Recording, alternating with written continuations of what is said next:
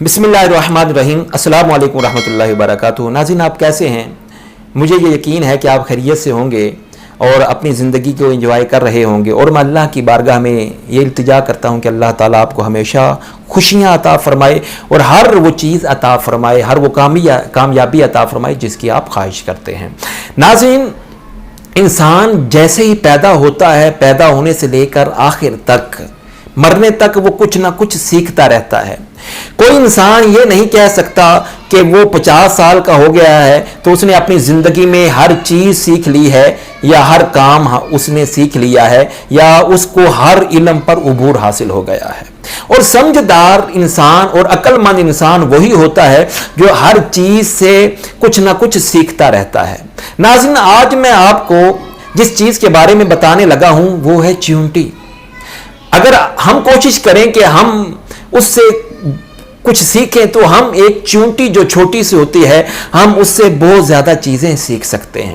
ناظرین، قبل اس کے کہ میں وہ باتیں آپ سے عرض کروں، اگر آپ میرے چینل پہ نئے ہیں تو اس کو سبسکرائب کر لیجئے۔ مجھے یہ یقین ہے کہ آپ کو زیادہ نہیں، کچھ نہ کچھ فائدہ آپ کو ضرور حاصل ہونے والا ہے۔ ناظرین، سب سے پہلا کام جو آپ نے کرنا ہے کہ آپ چیونٹی سے کیا سیکھ سکتے ہیں۔ کبھی آپ نے دیکھا ہے کہ چیونٹی کبھی ہار نہیں مانتی۔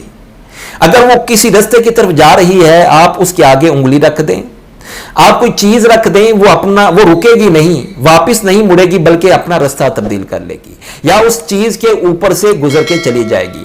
آپ وہ دوسری طرف اگر جا رہی ہے، آپ اس کے آگے پھر کوئی چیز رکھیں گے، وہ پھر بھی اپنا راستہ تبدیل کرے گی، لیکن اس نے اپنی منزل کی طرف جانا ضرور ہوتا ہے۔ وہ کبھی بھی رکتی نہیں بلکہ مسلسل چلتی رہتی ہے۔ تو ہم چیونٹی سے یہ سیکھ سکتے ہیں کہ اگر ہم کچھ کر رہے ہیں، ہمارے راستے میں اگر کوئی رکاوٹ آ گئی ہے، یا ہمارا راستہ کوئی روکنا چاہتا ہے، تو ہم نے رکنا نہیں بلکہ مزید آگے بڑھتے چلے جانا ہے۔ ہم نے اگر کوئی رکاوٹ آ جاتی ہے تو ہم نے اس رکاوٹ کو عبور کرنا ہے، اس کو کراس کرنا ہے، اور ہم نے اپنی منزل اور اپنے گول تک اور اپنے زندگی کے مقصد تک ہم نے ضرور پہنچنا ہے۔ دوسری چیز وہ جو ہم چیونٹی سے سیکھ سکتے ہیں وہ یہ کہ آپ نے کبھی دیکھا ہے کہ چیونٹی وہ ہے جو خود سے 10 گنا یا 50 گنا زیادہ وزن اٹھا لیتی ہے۔ وہ اتنی کوشش کرتی ہے کہ جتنی اس میں طاقت ہوتی ہے، جتنی اس میں ہمت ہوتی ہے، کہ وہ خود سے زیادہ صرف ایک چیز کے حصول کے لیے، اگر کوئی کھانے کا ٹکڑا ہے وہ اس کے جسم سے 50 گنا بڑا ہے، 10 گنا، 20 گنا، 30 گنا بڑا ہے، تو وہ کوشش کرے گی کہ کسی نہ کسی طرح اس کو گھسیٹ کر اپنی بل میں لے جائے، اپنے گھر میں لے جائے۔ اسی طرح اگر آپ کوئی منزل پانا چاہتے ہیں تو آپ کو بڑھ کر محنت کرنی ہوگی۔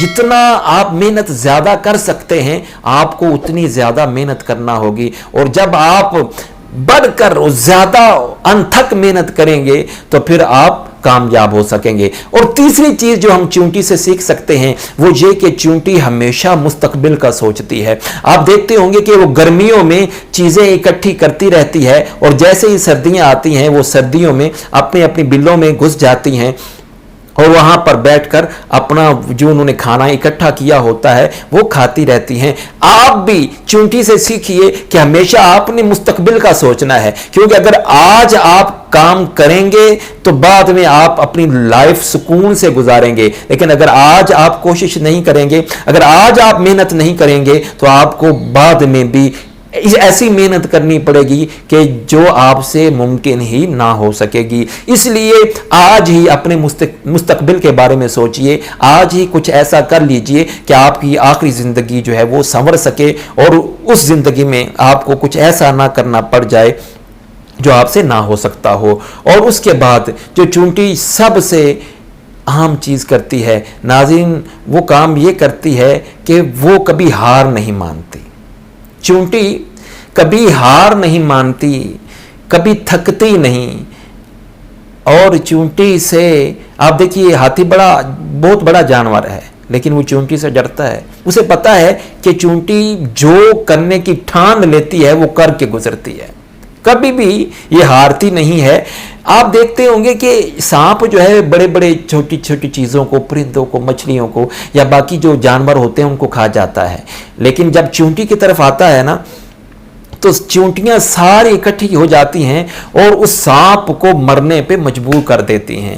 چند دن نہیں گزرتے کہ وہی چیونٹیاں اس سانپ کو مار دیتی ہیں. اور آخری جو سب سے اہم چیز، چیونٹی اکیلی نہیں، جو بھی کام کرتی ہیں وہ ٹیم ورک میں کرتی ہیں. جو بھی کام کرنا ہوتا ہے وہ انہوں نے مل کر کرنا ہوتا ہے.